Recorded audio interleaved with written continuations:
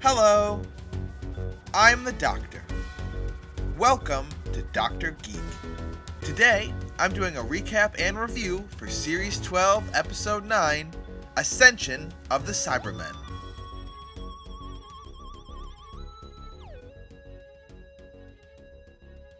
The episode opens on the discarded remnants of a Cybermen army floating through space, as Ashad, the lone Cyberman, tells us that every empire falls, but that which is dead can live again in the hands of a believer. And as the camera zooms in through the eye hole of a Cyberman helmet in a pretty cool shot, we get started on the two-part finale. We are introduced to a man named Patrick who finds a baby in the road and brings it home to his wife Meg. And after consulting with an officer, the couple offer to care for the baby until he is identified. But after a while they are granted full custody of the boy, who they call Brendan. We then proceed to see the little boy grow up in a very normal way, going to school, getting taken care of when he's sick, and doing just general kid stuff. Nothing to see here. We then join the TARDIS team as they carry a large amount of equipment to the location that the coordinates from Shelley led them to. Now, there isn't really a reason why the Doctor couldn't take the TARDIS directly to the coordinates, as we've seen her do many times, but why do that when you can lug all of your equipment over a mile and strand yourself with no way to escape? The Doctor tells her companions that they are in the far future, in the immediate aftermath of the Cyber Wars, which wiped out the majority of the human race. And as she scans the town where the coordinates lead, she finds that possibly the last 7 human survivors on this side of the galaxy are living there. The survivors in the town are just realizing that their ship will take longer to fix than expected, when the Cybermen suddenly appear in the sky, terrifying this group of people that has been running for most of their lives. At that moment though, the Doctor and friends arrive to offer their help, and they begin to set up the equipment that they have brought with them, including a force field, a neural inhibitor, and a particle projector. But as the Doctor talks to the human survivors to judge their preparedness for battle, she learns that they have never fought back, and at every instance they have run away, since they are just normal humans, comprised of normal things like teachers or nurses. Suddenly, the cyber attack begins, as flying Cybermen helmets called cyber drones invade their camp, and the first thing that they target are the defenses that the Doctor has brought with her. Sadly, none of the equipment does a thing against the drones, and all of it is quickly destroyed, and 2 of the human survivors die in the process. Actually, had the drones continued their attack, they easily could have killed everyone, but even though the humans had nothing to fight back with, the drones retreat. Kind of odd. At this point, the humans that have run their whole life decide that they actually want to fight now that there's only 5 of them to do it, which is kind of sad and pathetic. A little too late in the grand scheme of things, and the Doctor tells them exactly that. So instead, she orders everyone to run while she stalls for time, and that includes her companions, as she has been very reckless with them, because if the Cybermen capture them, they could be converted. Honestly, it's bizarre that the Doctor just now seems to be realizing this. But then again, her companions are always in pretty serious danger. Unfortunately though, the Doctor's warning was a little late, as before her companions can get away, Ashad arrives, flanked by Cybermen, and they begin to fire their weapons at the retreating companions. And while Ryan should absolutely die in this attack, he miraculously does not get hit, and only manages to separate himself from Yaz and Graham, who follow 3 of the humans onto their ship and take off. Meanwhile, Ashad kills one of the 2 remaining humans, a man named Fecat, but the Doctor teams back up with Ryan, and together they show up with an explosive to distract Ashad long enough for Fecat's son Ethan to escape with them. Together, Ryan, Ethan, and the Doctor make their way towards a cyber fighter and hijack it, with Ethan showing off the skills that he's picked up from living his entire life in a war zone. At this point, we rejoin the random young Brendan, accompanied by his father, as he goes to apply to be a guard, a member of the police force of Ireland. And the officer who was there on the day that he was found is now the sergeant looking over his application. And after Brendan tells the sergeant that he wants to serve, he is admitted onto the force. Back on the spaceship that took off with Yaz and Graham, The 3 human survivors, Bescott, Yedlarmi, and an older woman named Ravio, are bickering over how hard they can push their damaged ship, and debating on what will die first, their engine or their life support system. They tell Yaz and Graham that their destination is a place called Kosharmus, where they will find something called the Boundary that will take them to a random part of the universe, and away from the Cybermen who will be unable to follow them, as the destination of the Boundary is randomized every time. Suddenly though, the ship starts to go critical as the engine begins to melt down, and while Graham and Yaz look on helplessly, there is a great explosion. Meanwhile, as Ethan pilots the cyberfighter, Ryan starts to feel sick and is offered a humbug by the doctor, in a clear reference to jelly babies, which I very much appreciated. However, now I'm going to have to go out and buy humbugs, so that's kind of annoying. Suddenly, Ashad holograms onto the ship and speaks to the doctor, telling her that while at first he was ashamed at being rejected by the Cybermen, he now realizes that he was meant to revive the glory of the cyber race, and that the death of everything is within him, including the ascension of the Cybermen and beyond. But what exactly he means by beyond is unclear. Checking back once again with Brendan, he is now a police officer and in the middle of confronting a criminal when he has a gun drawn on him. And while he does his best to de-escalate the situation, the criminal fires at him and he falls off of a cliff after taking the bullet. But as his sergeant runs to his body at the bottom of the cliff, Brendan gets up as if nothing happened, intent on pursuing the criminal. And after they inspect his clothes, they find a bullet hole, but no bullet, and no wound. It's actually very reminiscent of the way that Jack revives himself whenever he dies. So, that's something to keep in mind for later. As we rejoin Yaz and Graham, they find that they are still alive after the explosion, but they are now drifting through space and their life support is almost out of power. However, the sounds of something hitting the ship prompt Yaz to look out the window, where she sees thousands of dead Cybermen floating through space, as this was clearly a battlefield during the Cyber War. And as the ship turns, they notice a cyber ship in the distance, but with no power to reach the ship, the human survivors all but give up hope. But out of all of them, Graham gets the idea of turning off their life support to divert the power to their thrusters, which for some reason none of the actual spaceship users thought of. And realizing that they have nothing to lose, they give it a try and manage to pilot the ship into the docking bay. Super easy, barely an inconvenience. As they enter the ship, they realize that it is still in good enough condition for them to use it to reach Kosharmus, and Yedlarmi starts to reboot the systems while Graham and Ravio take a look around the rest of the ship.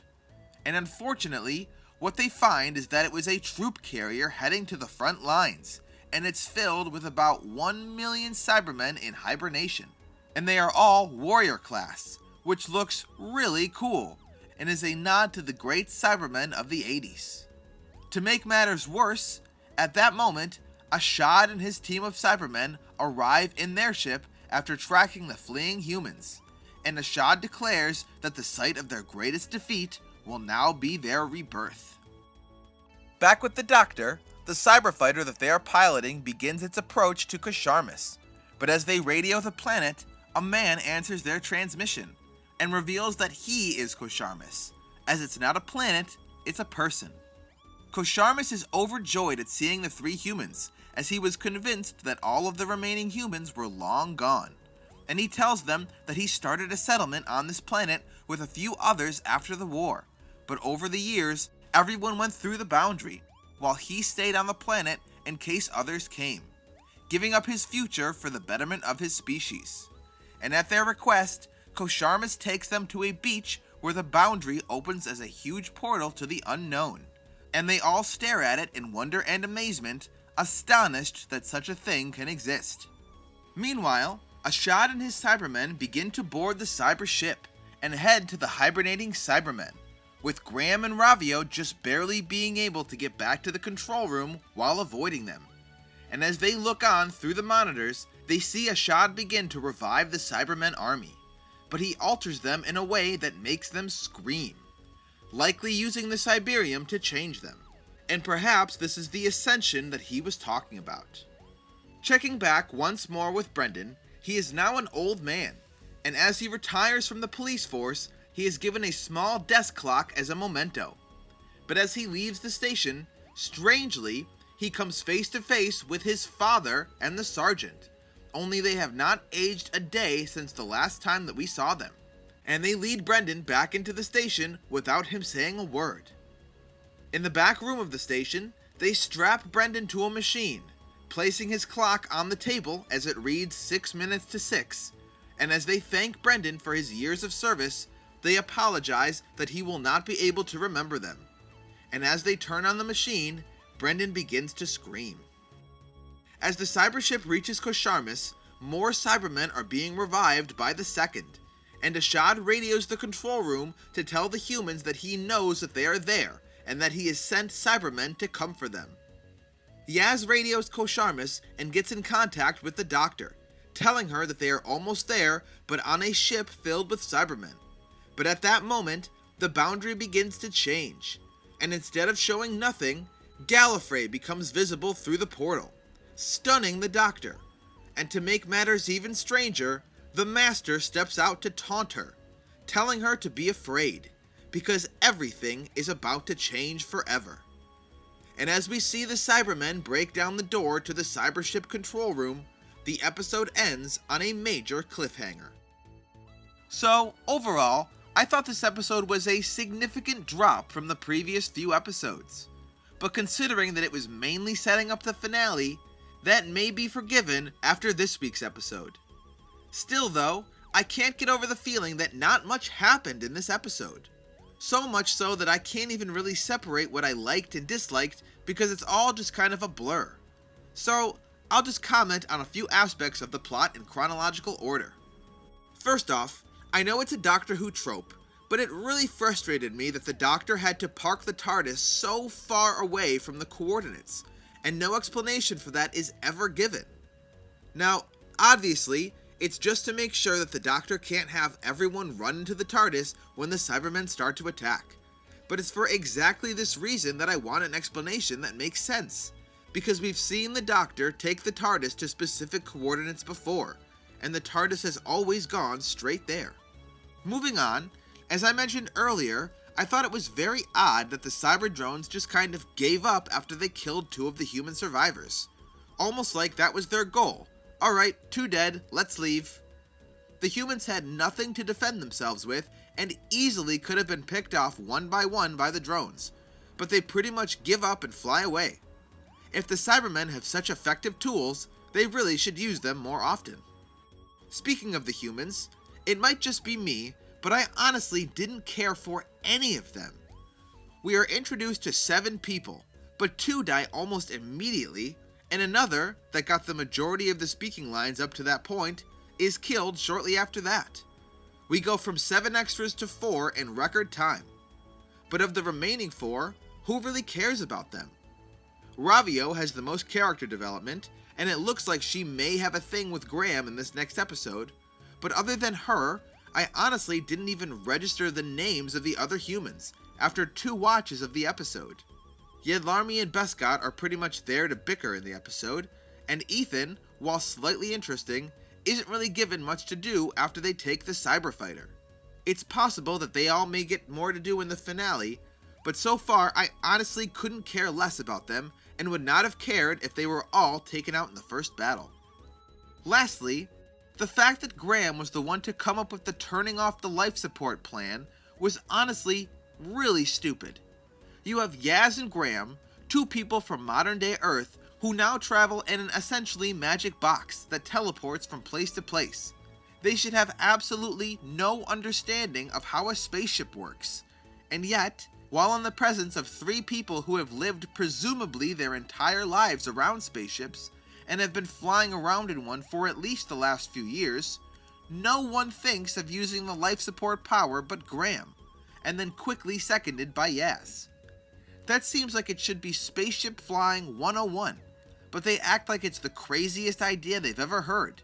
I don't know, that just really bugged me.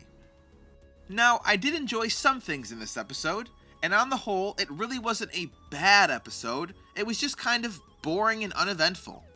But I did enjoy the talk that Ashad and the Doctor had, where she tells him that the emotions that are driving him to revive the Cybermen are exactly the things about humans that the Cybermen hate themselves. So he essentially hates what he's become. And the funniest part is that Ashad actually agrees with her. It was very reminiscent of the 9th Doctor story, Dalek, where the Dalek was humanized by Rose to the point that it didn't even recognize itself as a Dalek anymore, and it killed itself rather than live as what it saw as an abomination. The only difference here is that Ashad realizes that he can use his deficiency to make the Cybermen even stronger, so in the end, he doesn't really care. I thought that was a very interesting take on the Cybermen that we haven't seen before, so that was cool. And finally, we have to talk about Brendan, because he is really the root of all of our theories and questions, and who he is will have a massive effect on the finale. Now, a lot of people are theorizing that this hometown of his may not be Ireland as it seems, but instead ancient Gallifrey, with Brendan being a key figure in the development of regeneration and time travel. But personally, I'm not subscribing to this theory because of how hard they leaned into Brendan joining the Irish Garda. I just don't want to believe that Gallifrey and Ireland would both call their police force the same thing, but honestly, you never know. Along those same lines, people think that Brendan's father and the Sergeant may be Rassilon and Omega. But again, I'm hoping that this is not the case, as we've seen these characters in the past, and they were always dressed in classic Time Lord clothes. So for them to live a majority of their lives in a town that looks and acts exactly like an Earth town takes away a lot of their mystique, and I feel like it creates more questions than it answers. As I said earlier, the way that Brendan revives himself is very similar to how Jack comes back to life. And as we know, the Bad Wolf essentially made Jack a fixed point in time, which is why he never dies. So in a sense, he is timeless, much like Brendan seems to be. The only difference is that Brendan seems to age, whereas Jack doesn't. But I wouldn't be surprised if there were some sort of connection. Also, when we see Brendan's clock, it reads 6 minutes to 6, which makes me think that Brendan may be one of the timeless children referenced in the finale title. And if they are numbered, then perhaps Brendan is number 6, with the fugitive doctor having another number, and perhaps the Master being another. Overall, we can all agree that the Brendan mystery could lead anywhere, and I really can't wait to see what happens after 2 whole series of teases. So, for a mostly bland episode that did more to set up its successor than itself, I'll give Ascension of the Cybermen 6 Brendans out of 10. So, that was my review of Series 12, Episode 9.